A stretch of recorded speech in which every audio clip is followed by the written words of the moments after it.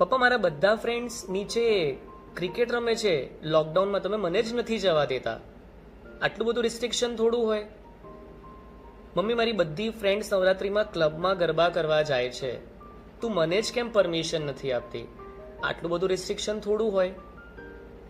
પપ્પા આજે મારા બધા ફ્રેન્ડ્સ નાઇટ આઉટ કરવાના છે, એ લોકો બહુ જ બધી વાર નાઇટ આઉટ કરે છે, તમે મને ક્યારેય નથી જવા દેતા. આ વખતે તો જવા દો. આટલું બધું રિસ્ટ્રિક્શન થોડું હોય. મમ્મી બર્થડેની પાર્ટી મેં ક્યારેય મારા ફ્રેન્ડ્સે નથી આપી, આ વખતે તો મને બર્થડે પાર્ટી આપવા દે. આટલું બધું રિસ્ટ્રિક્શન થોડું હોય. Prevention is better than cure. ગઈકાલે 2 વાગે બપોરે લાઇટો જતી રહી. નાવ લેક્ચર્સ હતા, so I had to manage and I manage to take lecture. 5:30-6 વાગ્યા સુધીમાં લેપટોપની બેટરી નહીં, લાઇટો જતી રહી છે, ચાર્જ ક્યાં કરવાનું? મોબાઈલની બેટરી નહીં, there was a problem. After 5:30 thought બહુ જ ગરમી લાગે છે. To comfort Myra my daughter, અમે બંને કારમાં બેઠા એસી ચાલુ કરીને. બહુ જ ગરમી લાગતી હતી. થોડી વાર અંદર કારમાં બેઠા. We were inside but we couldn't drive, lockdown છે, ક્યાં જઈ શકવાના? After that we came outside, we had a dinner, family સાથે બેઠા, વાતો કરી 11 વાગ્યા સુધી. I wanted to sleep but I couldn't. ગરમી બહુ લાગતી હતી. Still I tried and I found કે 2 વાગ્યા સુધીમાં લાઇટો આવી જશે.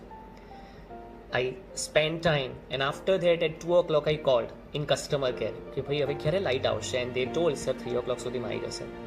Finally it came at 3 o'clock.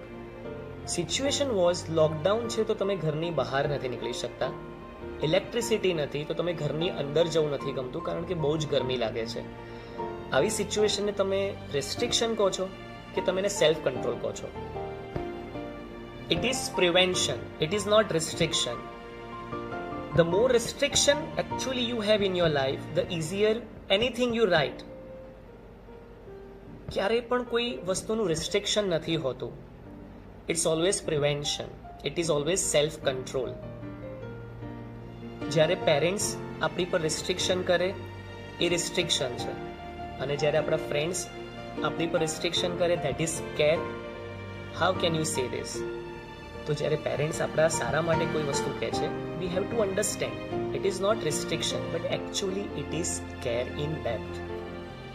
Late me tell you, એક ગુજરાતીમાં બહુ સરસ સુવાક્ય હતું કે મન ઉપર માનવીનો કાબુ, મન ઉપર માનવીનો કાબુ એટલે વિકાસ, પણ જ્યારે માનવી ઉપર મનનો કાબુ એટલે વિનાશ. હવે તમે વિચારો કે મનને તમારે કંટ્રોલ કરવું છે કે પછી મન તમને કંટ્રોલ કરે? Moral of the story: never think that it is restriction from your parents. It should be always care. If they are restricted you, they are sharpening you. જો એ લોકો તમને restrict કરે છે તો they also care for you. That is also important and keep it in your mind. So dear students, on being Sthapna Din of Gujarat today, I have started a series called Asha Ki Bund. આજે જે હતું એ chapter 1 that was about self control or restriction. I hope તમને આ video ગમ્યો હશે. In this series I will try to solve the query of the students other than study. તમારા કોઈ પણ ક્વેશ્ચન છે, તમારા કોઈ પણ ક્વેરીઝ છે, please share with me and I will try to solve. Thank you so much. We will meet in the next chapter.